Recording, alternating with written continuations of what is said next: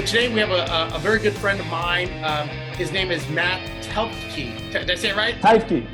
Teifke. Got it. God, man, I got one name and the other name. Can't we just have Jones? That'd be easier. Alex Jones and Matt Smith. But anyway, so Matt is the founder of Tree Homes. They're out in Austin, Texas. Very good operation.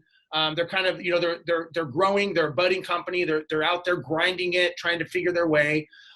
So Matt, thanks for coming on the show today. Appreciate you, being a part of this and kind of letting us kind of tear into your company more or less and see what your challenges are. So thanks for being on the show, Matt. Yes, I'm super excited to be here. And go ahead. Tell everyone kind of about your company, how big you are, kind of how long you've been doing this, your background, and that kind of stuff. Yeah, so I'll just quickly go through my background. I'm a real estate guy. I love the business, and I was very fortunate to be around it at an early age. My mom started buying rental properties. Single mom, raised two boys, and was able to acquire properties over time. And by the time I was 18 years old, she had a pretty good portfolio. And so I saw that while working full-time jobs, looking at a clock and hated it, and was really getting into real estate for the freedom that it provided. And so wanted to just get my license and not go to college. And my mom said, if you do that, I'm cutting you off. So I was lucky and blessed that she was able to pay for school. I went to A&M Corpus Christi, ended up getting my real estate license when I was a sophomore in college, and started doing brokerage work, helping people buy and sell and helping people lease. And I absolutely loved it. I was on fire, and graduated, moved back home, worked for a commercial brokerage for 3 years, or for 6 months. And then I went to College Station to get my master's in real estate from Texas A&M in College Station. Did that, moved back home, started a property management company. My wife was running that for about 2.5 years while I was a commercial retail broker. And I just left my job as a retail broker about 2 weeks ago and joined my wife at Tree Homes full time.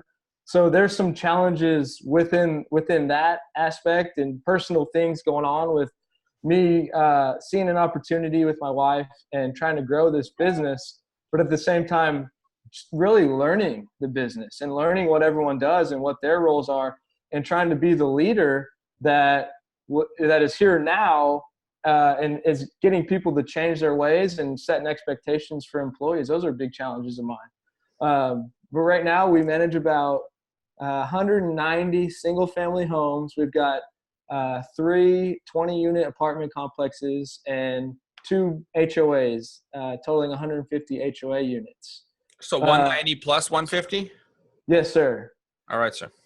And Steve told me this a few weeks ago. Multifamily is a different game, and I'm learning that hardcore. I'm managing 1 20-unit apartment complex, and it's probably taking about 75% of my time. And there's no possible way I could have done that if I didn't leave my commercial real estate job. And I walked away from a really good job, and I had a lot of things built in the pipeline of 3 years in the works and big commissions coming in. But I walked away. And so now I'm just in a very unique spot of not wanting to deal with these apartment complexes, but really loving to grow. And probably that's one of my biggest challenges that is like when you're small and you want to be big, like it's hard to turn down opportunities. I face those challenges.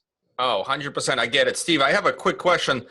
By the way, Steve, I don't know, check your Wi-Fi connection while I'm asking the question and talking to Matt, because you're kind of like, your sound kind of floats and your video is pixelated. Just an FYI real quick.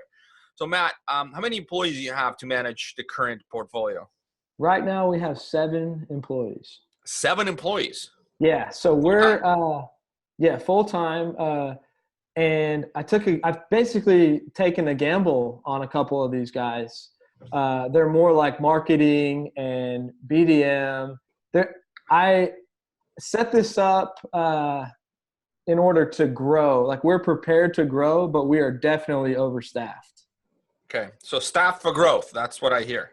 Yes, sir. All right, sir. And what is, just to get the kind of the profile going, I can't find anything on the internet as you were speaking of Tree Home Property Management in Austin. What is the company name again, and what's the website?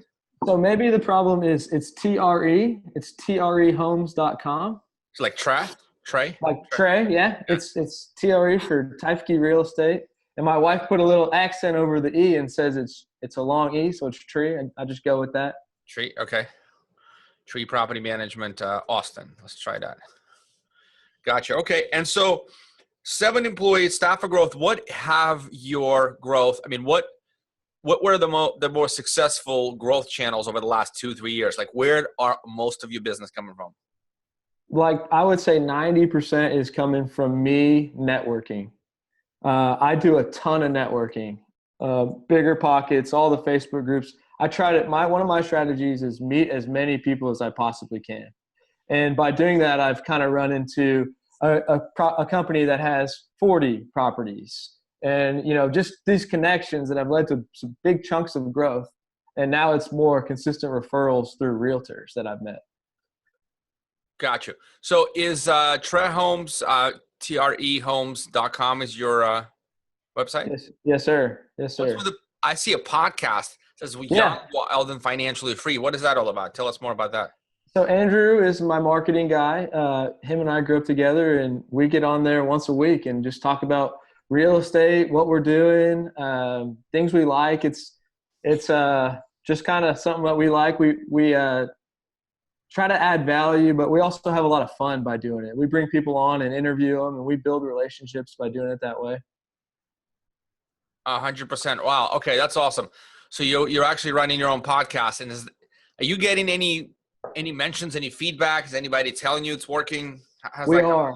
Yeah. The thing that I've seen from it is it's helping build a brand in Austin, because I don't know any other management companies that are here that are doing it. I'm sure that there are, but I don't think anyone's doing it at the level that we are. And so we get people saying, man, I see what you're doing. That's really cool. I want to come work with you. And so we've been able to build a brokerage arm by bringing in agents, you know, doing that.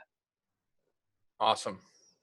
And so how much of your business is real estate sales versus property management income wise? Like, how would you split that up? 50-50? No, probably 90-10. The brokerage arm is pretty new within the last 2 months. We brought on people like these guys we're not really focused right now on bringing on new agents and teaching them how to do a deal, but these guys are like 5-6 years in the business and, you know, do a decent amount of deals every year. So Matt, I have a question. So when you were kind of, before you were kind of on the other side of the looking glass, so to speak, you were looking at saying, okay, I can get in this company, maybe, you know, I can fix it, because you see things that others can't see, right? How has that been for you as a leader to transition from the outside looking in to now you're in there, and maybe, like you said, all of a sudden it's not lining up exactly like you thought? What do you think it's a deficiency in? I don't want to say deficiency, but is it a leadership issue? Is it a cultural issue? Is it a just direction? Like, what do you think the challenge is?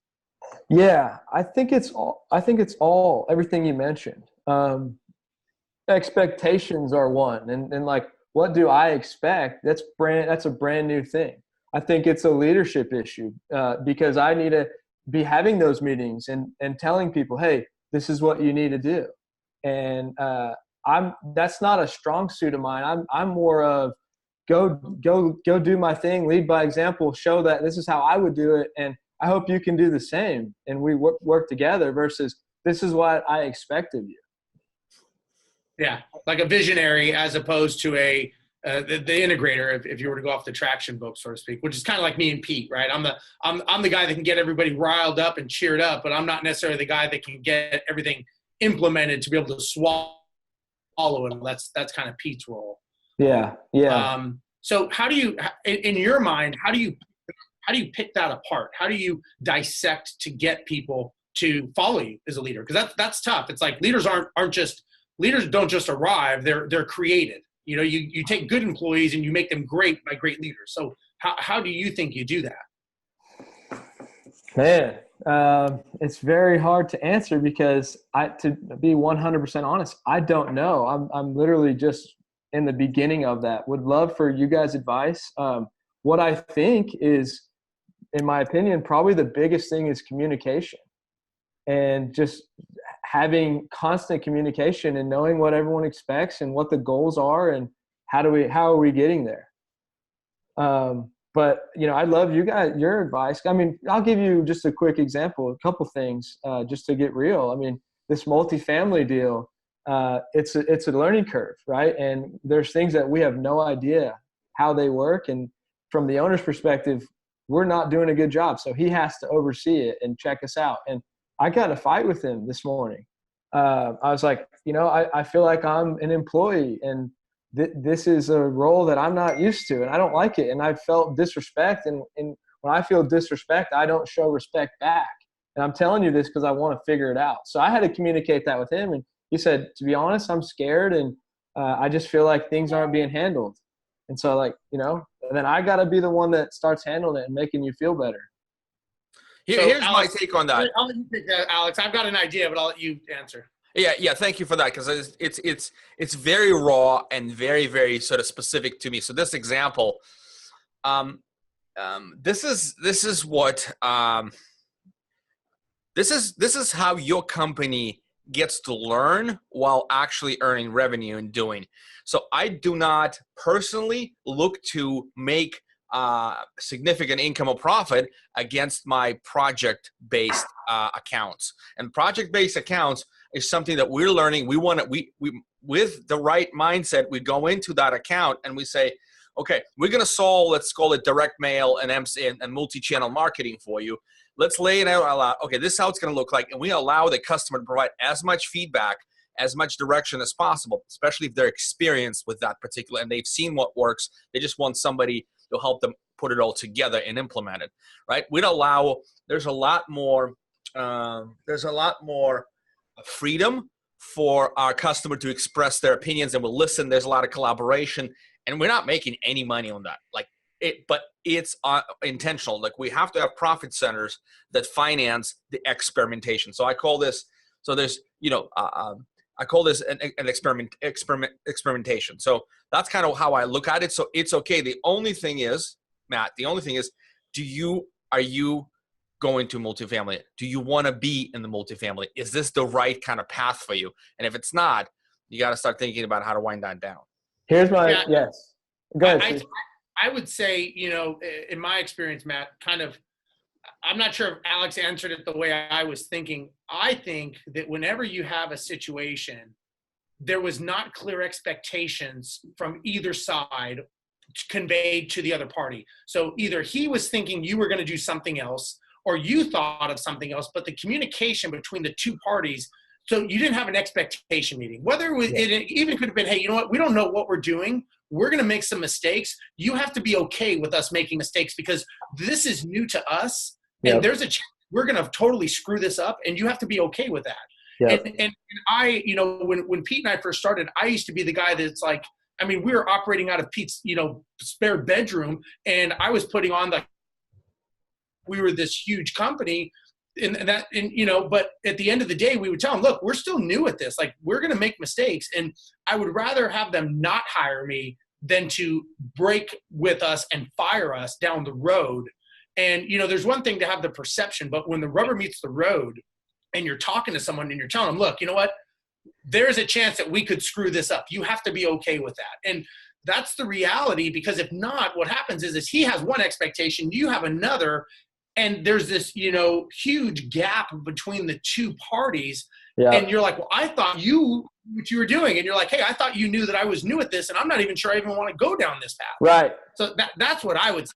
I think the lesson here is the next time you do something that's out of your norm or out of the realm, the first thing you got to ask yourself is, what are you not doing because you're doing this? So when you say yes to this, you're saying no to something else. So when you're saying no to something else, what other opportunities in your business?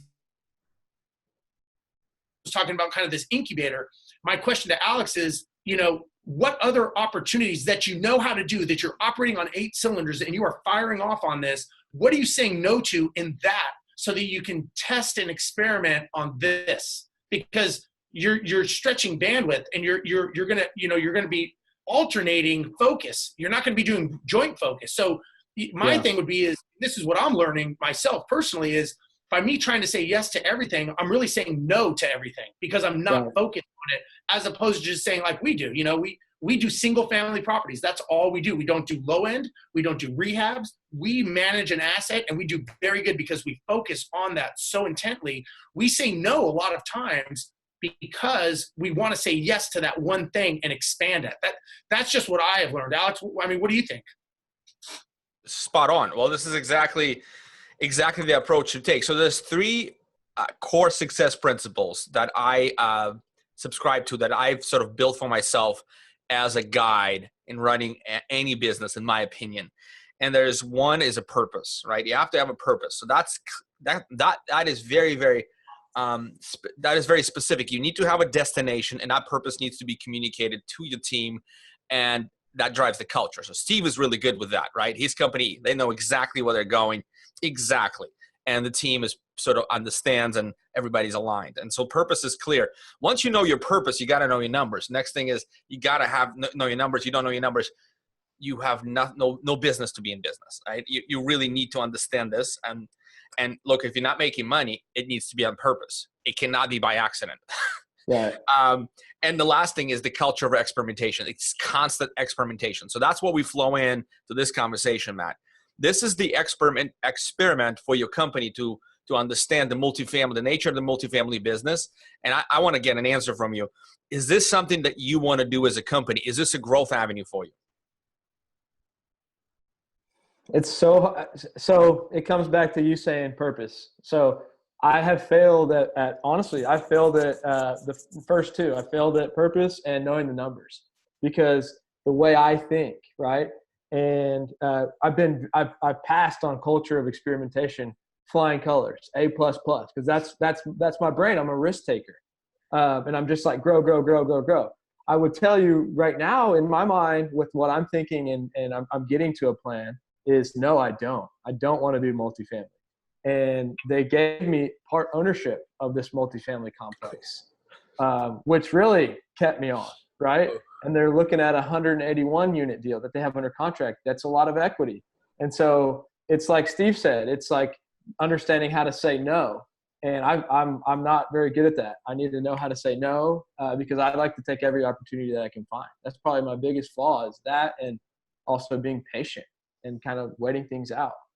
So all of us entrepreneurs, we start as hustlers. Like I started as a hustler, slinging like this, powder juice, and at 16 years old in a market, in Minsk, and that's what I was doing.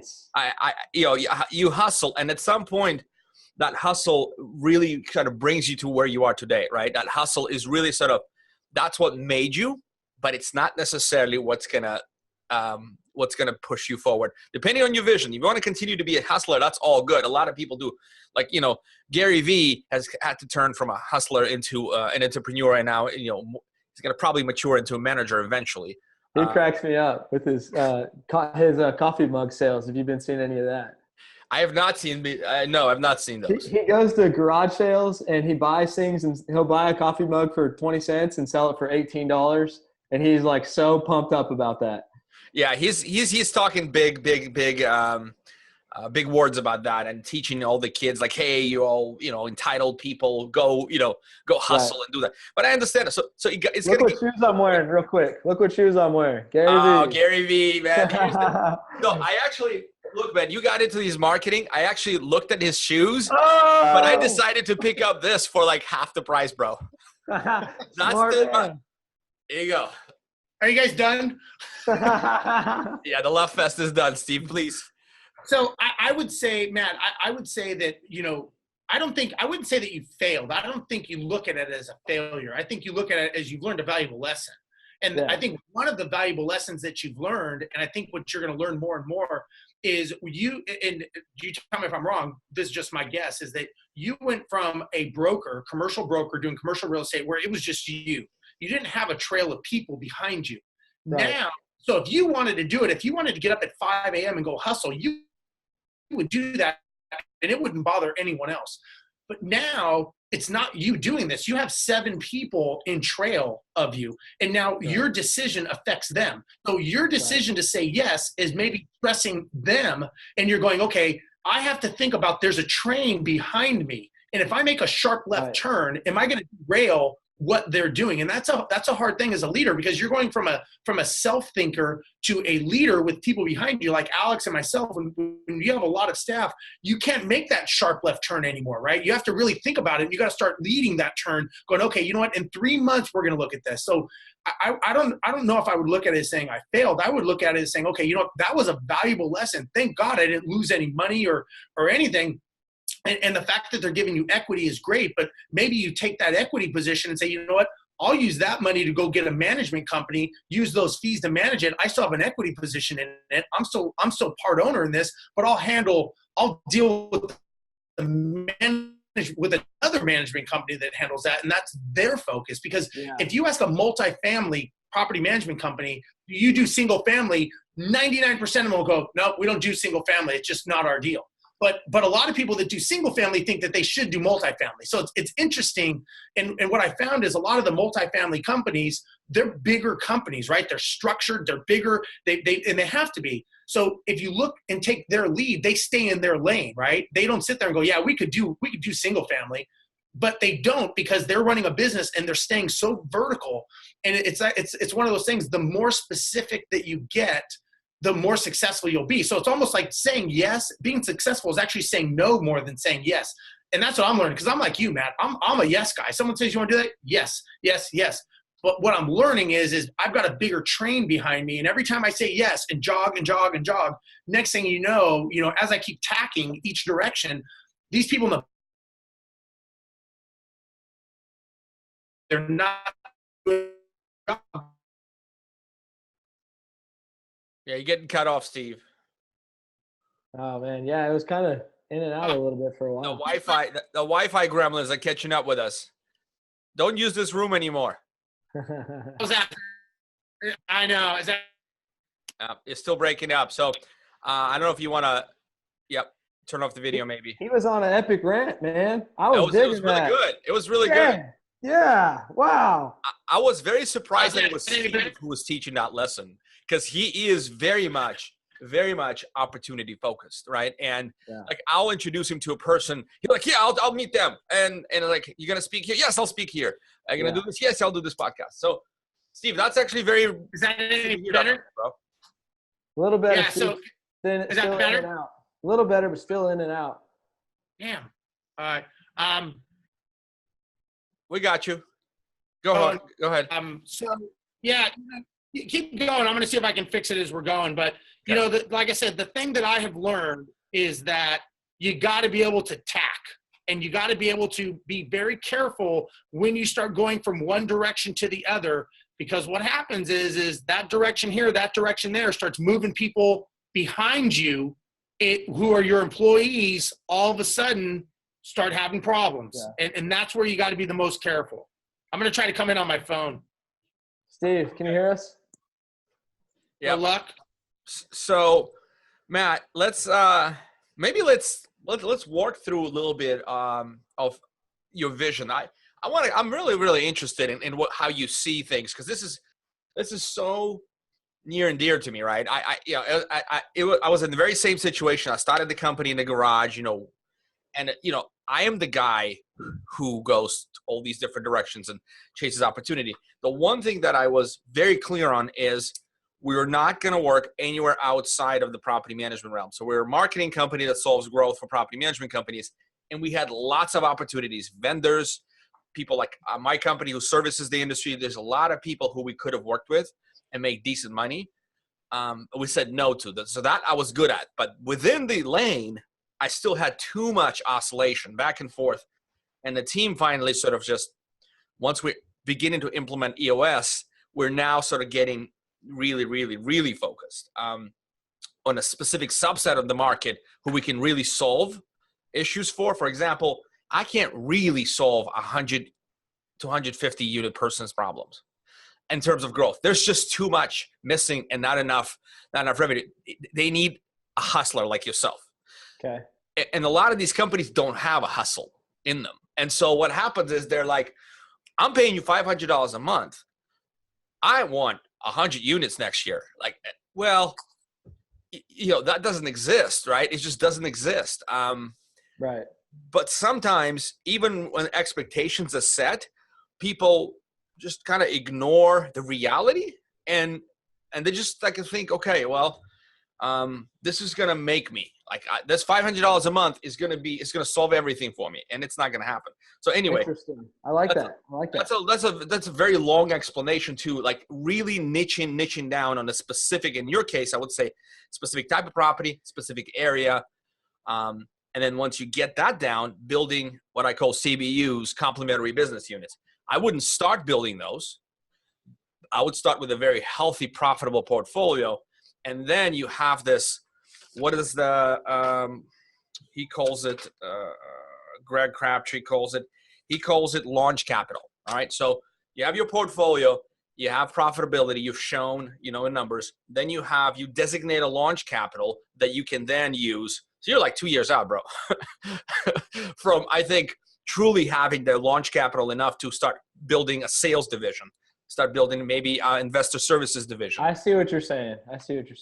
Yeah. So I'll just tell you, maybe this will help you fill you in. So I had somewhat of a goal, and this is just a personal thing, that is like a life goal of mine, which is to put water wells in Africa. I went to Africa and saw people without water, and that became a huge passion for me. I feel like I've been given a lot and put in situations that I have this desire to succeed in order to help other people and give that back. So to be honest, the thing was always just make as much money as I can to go do that. I have big goals to make money, and I don't want to drive a Lamborghini or a Ferrari, but I want to do things with it, and I want to do good things. And so that's what, it all started with in the beginning. And then it was like, I started as an agent, became a broker. And I've realized like, oh, wow, maybe to be the best management company, I can't do all that, but my mind's like, I'm flipping 3 houses right now.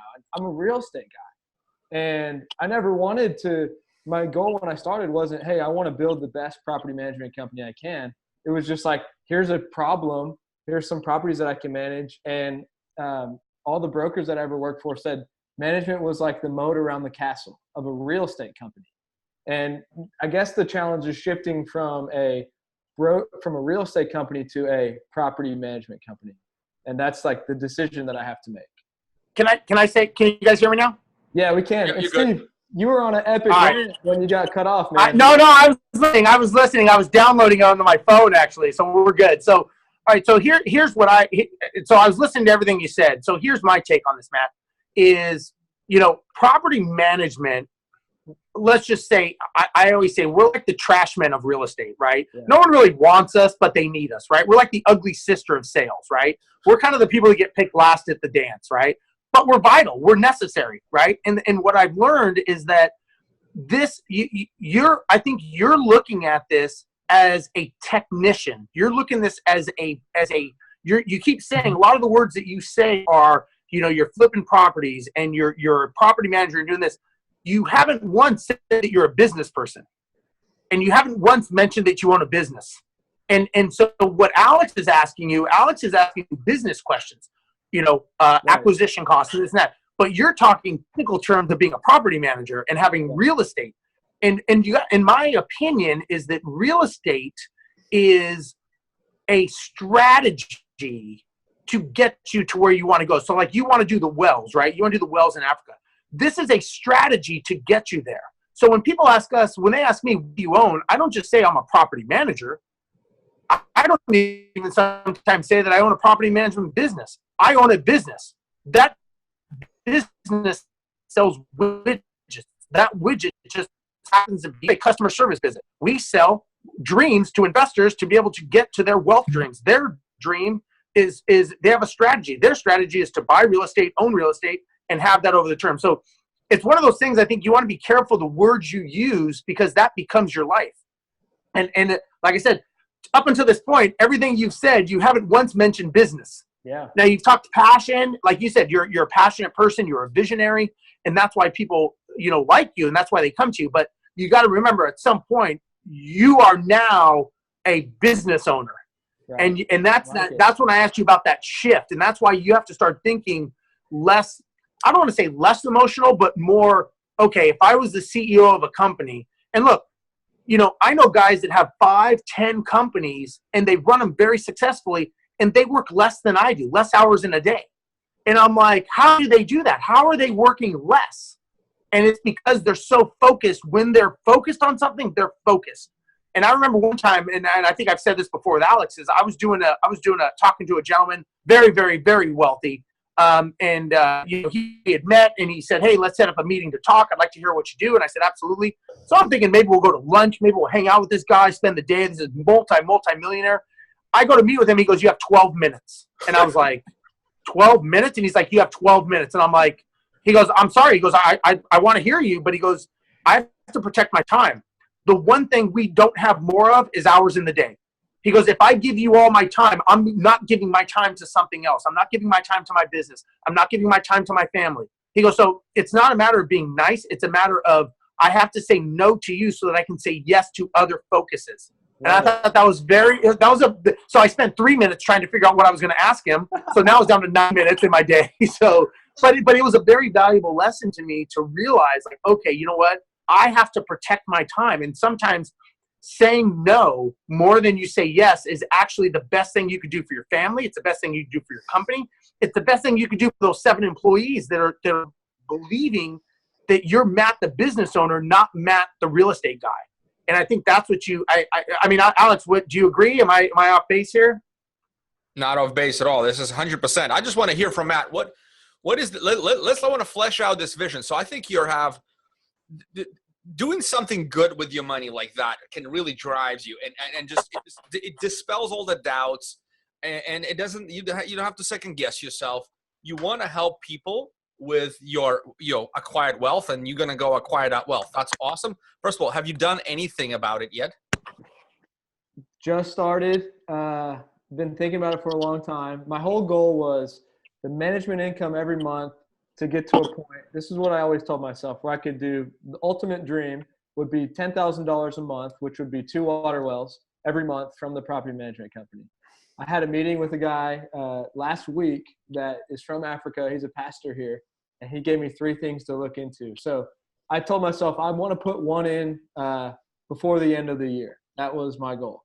And Steve, and keep asking, Alex, but one thing I realized through what you were saying was I've always been a believer that everything happens for a reason, right? And so these things that happen to me, I just chase them down. That's why I've probably not said no, because I'm like, oh, this is a new opportunity.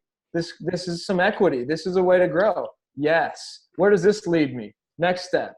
And not like having this one thing, but it all kind of led to being able to do water wells, because in my mind it was wealth creation, value, money that I could then turn into that.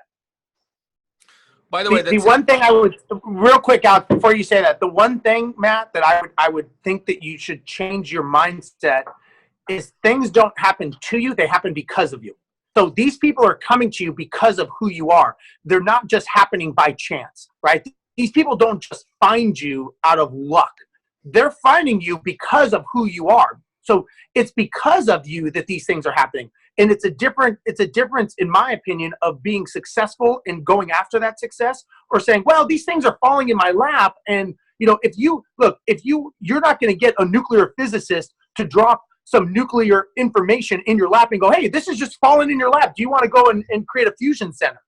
These things are happening in real estate because of who you are in real estate. So they're happening because of you. They're not happening to you. Same thing with the wealth.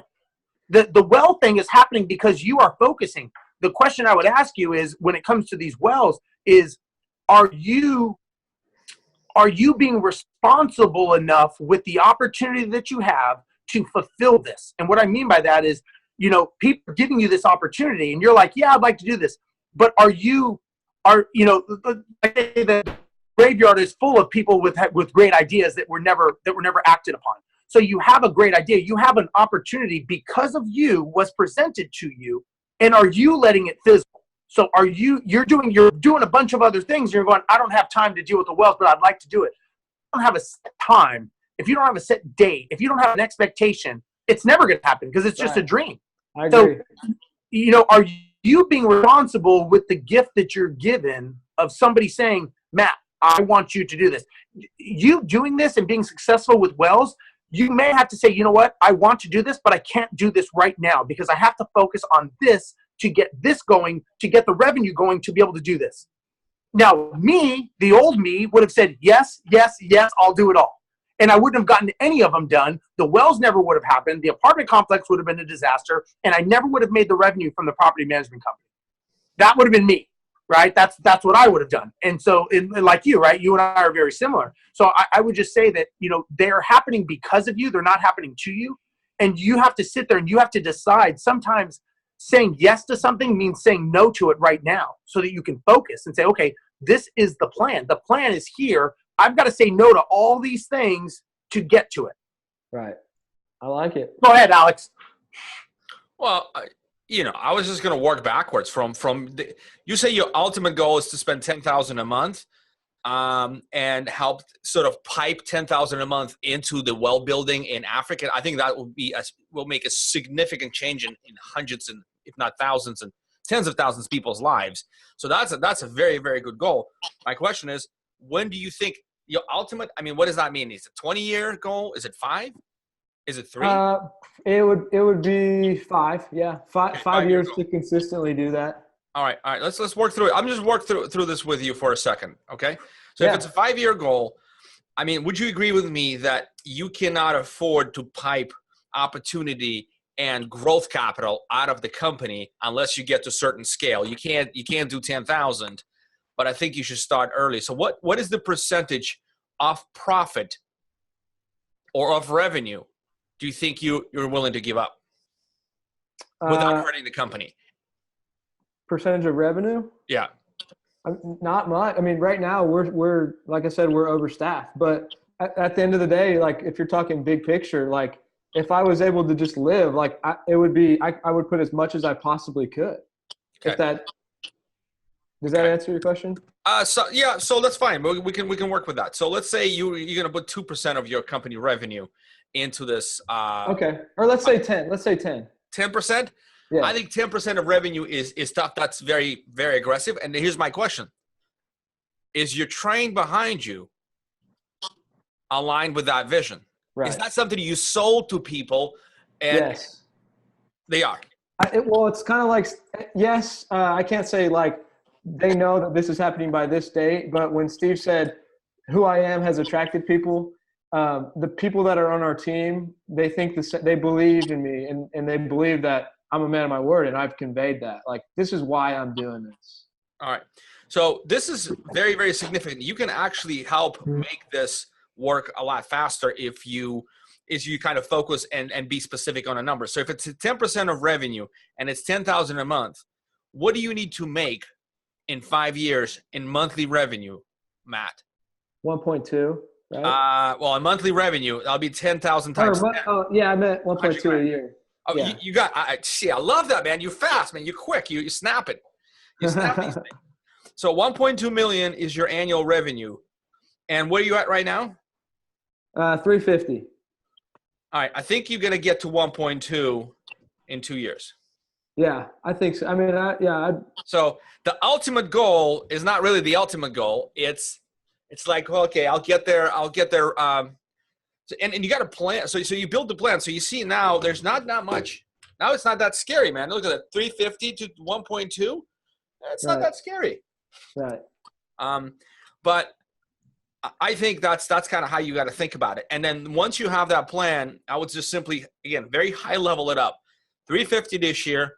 I want to do 600 next year or 550, and then just kind of build that up in a 2, 3 year, 4 year plan, and then start backfilling of what you're going to do to get there, right? And property management may not be it, although I'll be honest with you, the opportunity is huge, but the property management may not be it for you. I don't know. Right, and that's the challenge. I was going to ask you, like, you get to that goal, and then what's next? And you have goals, and you might question them, and, I don't know the exact answer. I'm just doing the best I can at the end of the day. And, like, we've talked about this before with my wife, like, does it make sense to just fire half of our employees and we become very profitable, and we do that right now. Or do we try to go bigger so we can do more? Like, just, it's hard, you know? So I think there's a balance. I think one thing I can tell you for sure is you can't lose money. Right. I was always a big proponent of recycling profit right back in the business. Like I do not need to make, you know, hundreds of thousands of dollars a year. I do not need it. I don't need that life. Yeah, I want to go to a nice vacation. You know, I want to make good livable wage, and beyond that, I don't really give a, I don't need that. Right. So I recycle everything back into business, And so if that's mindset, but if you do too much of that, Matt, you risk the business itself. Right. You overstaff, you can die, right? What that multifamily pulls out, and you're dead. Like, it's not worth it, man. That property makes $1,000 a month. Oh boy, that's not very much. But I'm just saying, I think you should be very careful with staffing, and people are very important, and people are not numbers. It's very hard to train and get. So as a service business, I like to pay it forward a little bit, but not like you should not have. I think you should have 5 people or maybe 4. Right. I agree, man. And part of that is the same thing what Steve was referring to and that you hit on is saying no and having a clear vision. But it's like these people have come to me like, hey, I see what you're doing. I want to work here. And I'm like, well, you have this skill set. I see that you have a very unique skill set and I trust you and I like you. Come on. You know, I think the team will be better for it. And it probably will be. But, do you have exact specific expectations set against their roles? Most of them, yeah, working on getting better. But, yeah, I mean, we have an actual property manager, an accountant, a marketing guy, a maintenance guy, myself, my wife. We have a BDM, and then we also have an agent that he's a BDM too. So overpaying on the 2 BDMs because I'm bringing in the leads.